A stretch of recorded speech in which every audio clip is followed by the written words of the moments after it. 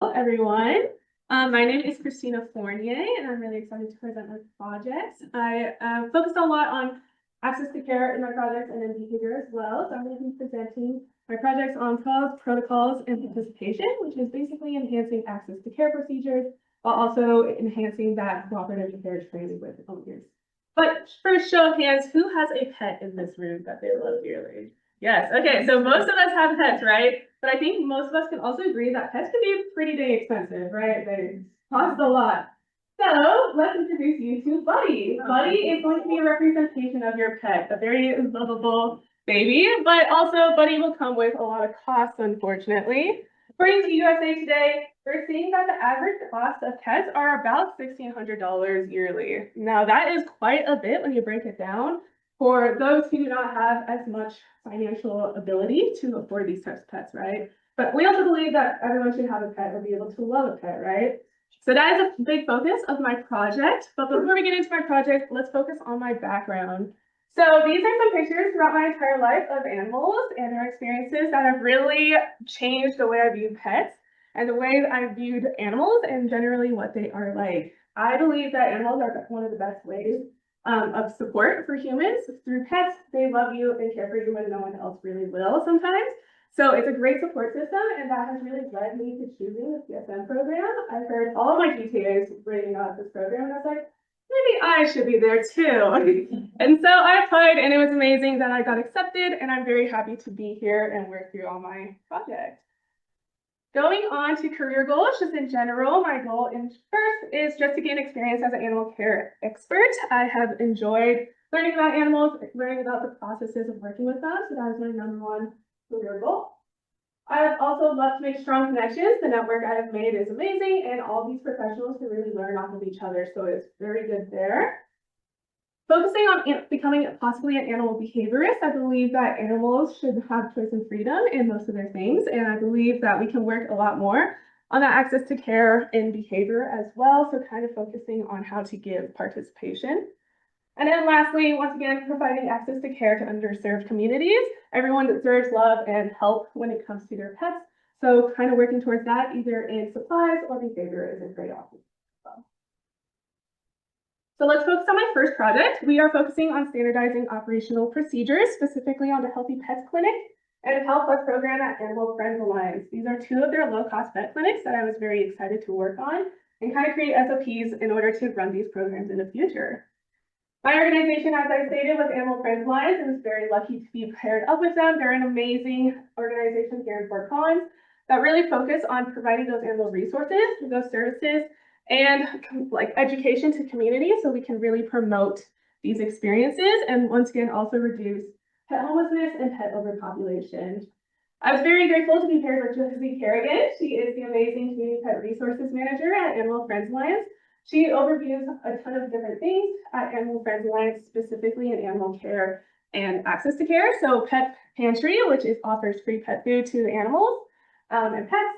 Health Plus program, which stands for Prevent a Litter program, which we will talk about a little bit, and then community pet events in general, so how to access that care. But first, kind of understand why are low-cost vet clinics needed in general. We find that increasing prices for vet care is a very big issue for many families, especially when you are low income. Prices just keep increasing, and unfortunately, families are not able to keep up. This typically leads to families making a choice on whether they're buying pet food or pet supplies for their pet or themselves. Which leads me into my second point, increasing relinquishment of pets. When we are not able to afford pets, unfortunately, that is a big problem that we have to think about. Are we able to keep our pets? And with higher increases in pet relinquishment, that also leads to pet overpopulation or overcrowding in shelters. That is ideally, but not ideal, obviously.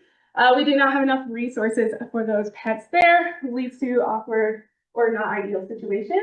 Also leads to those families breaking apart and not being able to keep the pets they love so dearly. So ideally, we are trying to offer these vet clinics who are keeping families together and really offering that care they need. We also found some other statistics. About 80 to 90% of animals or issues for getting this care comes from financial strain. And ultimately, this leads to a lot of pet owners not being able to afford this such care or not going to the vet. We see about 77% of cat owners and 49% of dog owners never being to the vet before when they are in this financial strain. So to kind of focus on these issues, I focus on Healthy Pets Clinic. This is a traveling vet clinic that offers free care and supplies to communities in need. We pick a mobile home park, we go to that community, offer all of these supplies completely for free, reduces that issue of traveling to that community or traveling to Animal Friends Alliance to get this care. So it really reduces a lot of those barriers to this care. I then focus on PAL Plus program. Once again, that stands for Prevent a Litter program. This is an application-based program that is at Animal Friends Alliance. We basically take applications and allow families to kind of choose what services they need at a subsidized cost. So it relieves that financial stress that really comes with having those pets, and we're able to focus on giving those resources out. When we focused on the SOPs, we needed certain parts. We really wanted this to be a holistic review of the entire program and how to run these from moment one all the way to the end in review. For Healthy Pets Clinic, we wanted to focus specifically on how to find that community in need. We created heat maps and we used data from previous programs to kind of understand where are we seeing more communities, where are we seeing more people that really need these services. We then focus on our resources needed. So how many vaccines are we going to need? How many staff and volunteer are we going to need at these events? Really focusing on that entire view of, well, how do we travel to this event and not need anything else for the entire day? Then finally, day of operations. This is really important just to make sure, once again, we're serving about 150 families and/or animals at these events. How do we keep all of these animals contained? How do we keep dog bites away? Stuff like that. How do we keep cats safe? Focusing just on how to direct people at these events is really important. Going for PAL Plus program, it is important to focus on the application process. So how do we take all the how do we take all the documents we need to basically process these applicants? How do we know they need this help? We will then focus on scheduling clients, so kind of offering the services. What do you need? How are we going to pay for these? And then focusing on that follow-up and future appointments. So in a year, are you going to need boosters? Kind of focusing on that in general. For my timeline in general, we started back in January. I was paired up with Josie, and then in February, we started getting the knowledge that comes with these events. We then in March started focusing on how to run Healthy Pets Clinic, kind of understanding that background knowledge. This leads to Healthy Pets Clinic being back in April of last year. I was at this event and basically helped run and understand this event and kind of took notes throughout the entire day. This led me to starting full-time in May, going to Animal Friends Alliance and kind of understanding this process. I started drafting my SOP there for Healthy Pets Clinic and kind of began as an assistant to really understand the network of these projects and kind of what is in them. Throughout the rest of the summer, we kind of focused on creating those SOPs. I started that PAL Plus SOP as well. And then all the way up to about December, I didn't mention it here, but we kind of finished those SOPs, so we really know how to work on those. So in general, I will not bore you with the entire SOP. It is about 15 pages long each, so they're quite long and rigorous. But understanding these SOPs, they start with that mission statement. Keeping that mission first and foremost is really important for these programs. And then they kind of go through every single item you need, how to run these entire events, what it looks like at the end. It also has a review at the end, so knowing how to improve for next time. So completing the SOPs was our first result. And then we used them recently to implement those for our future events. We had another Healthy Pets Clinic back in April, so last month, I guess. And it really was helpful for this event. We sent them to the CSU vet students, helped them understand what this event kind of looks like, so they got background before they had to work this event. Next steps for this could be sharing these SOPs with other organizations, sharing these resources. Once again, that network is really important for shelters to kind of understand how can we implement this nationally. And then, like I said, implementing it nationally, so we're able to help those communities in need wherever they are, and we're really able to have access to care wherever it's needed. In general, I had an amazing time this entire summer. Here are some of my besties I have met over the summer. I had so many opportunities. I worked a lot on kibble distribution and helped run some of those events. I created an emergency pet food bin for families who are unable to make the kibble pantry.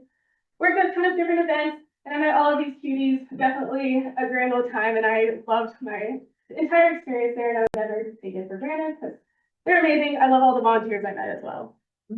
But let's move on to that second project I worked on briefly. This project was focusing on, once again, creating cooperative care protocols and understanding how can we give our pets choice and freedom when it comes to daily tasks.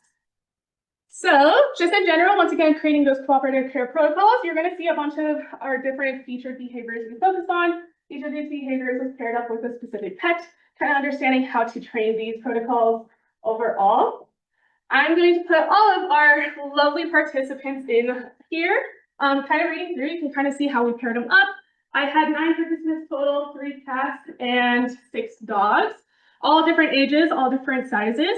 So we could kind of understand how to cater to each animal and really help them understand each part. You're also going to see they did not enjoy these behaviors particularly, right? We cannot force them to enjoy vaccines or anything like that.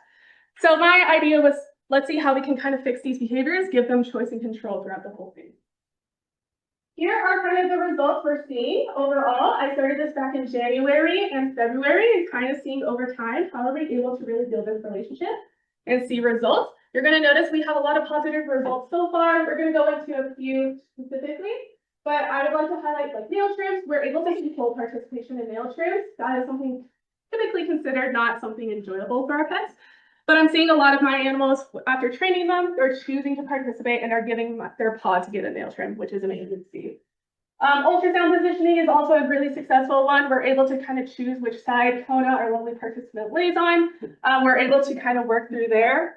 Through all these different behaviors, I'm seeing great success, and let's look into a few specifically.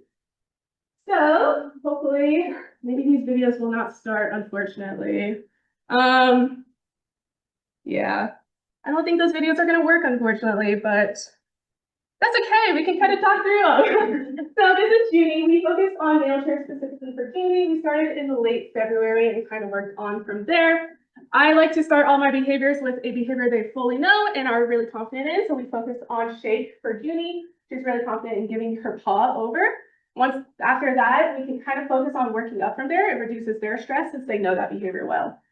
Recently, this was last week, we were able to fully do a nail trim on her. She offers her paw every time. I wish I had this video to show you, but you can look at her cute face instead. Basically, she would offer her paw. I did a full nail trim on her and she had 0 stress. She had her choices to pull away at all times, but once again, she offered her paw. Focusing on our 2 kitties of the program, we have Honey and Josie. We worked on ear cleanings for both of them. You're going to kind of see in these videos, I started with touch. They were both confident in touch, so we worked on touch to kind of desensitize, getting close to that gauze and that ear cleaning solution. You can see they're not a big fan of me overall. They were kind of away from me. I'm not big fans. Over time, I kind of built that relationship. Now, whenever I go over, they're crawling all over me and rubbing all over me. So once again, that relationship is big. But you can kind of see through here, they go crazy for churros, so you can kind of see they're enjoying themselves while also getting an ear cleaning at the same time. Really helpful there. And then lastly, we focused on Kona. Due to the health scare, she has to get ultrasounds pretty regularly. So we wanted to see where can we go here. I really wish this video showed, but unfortunately not. She loves belly rubs. If you couldn't tell in this first picture, she is ready for a belly rub there. Kind of moved on from there. How can we desensitize touching and get her in that position? In the final video, I was able to get her to lay down and stay for a period of time. And then I'm also able to choose which side she does. So I can point to the side and she'll lay over to that side. And then we're able to do those ultrasounds on her while she stays there. It's pretty remarkable. I was not expecting her to learn left versus right during this entire process. So that was really great to see overall. But yeah, that is both of my projects. If this would love to, there we go. Oh, sorry, crew. Spoiler alert for the next few slides. Just in general, you can see quite a few experiences I went through in this program. I have definitely grown most in this last 2 years than I have in my entire life. I have learned so much. The networks I've made, my friends I've made are remarkable, and I will never take it for granted. I love every one of you so much. You can see we got into some fun little craziness, but I also went to a lot of conferences and had fun there. So definitely grateful for my experience as a whole. But to go on to acknowledgements, I would like to thank everyone who is part of my programs and everyone who is so sweet. I'd like to thank Animal Friends Alliance specifically for being there. I would also like to thank specifically Josie Kerrigan and Mariah McCulley for being so kind and taking me on, along with the entire Mulberry crew. I'd like to thank Dr. Jenny Willis for being an advisor for the entire program, but also helping me with my behavior project, and Annie Wallen for being the light of the program and being an amazing person. I'd like to thank specifically Emily Caruth, Ashley Bruising, JC Stamps, Cassidy Payne, and also Chase Alsop and Casey Agrees, specifically for letting me come over for an hour every week to kind of see their pets. It was very kind, it was very fun. Just in general, all my cohort and my classmates, you all have made it quite the experience to be here and quite the support system. Molly Peak, Acacia Merrill, and Caroline Harmon for being amazing roommates and best friends. My instructors and last name family and friends, specifically my mom, dad, and my brother. I would not be here without them and their support, so I'm very thankful for them. To move on to the boring slide, references, you're interested in that. And then lastly, does anyone have any questions for my friend?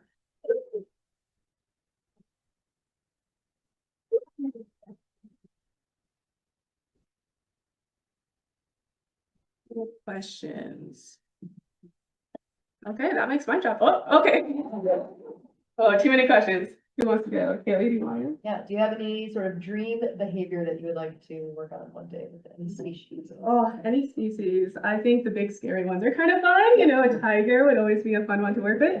But in general, I'm open for really anything and anything. I think a long way to go with behavior and training and offering that control. So I'm really open to anything, and I'm excited to see where it goes. Yeah. Thank you so much.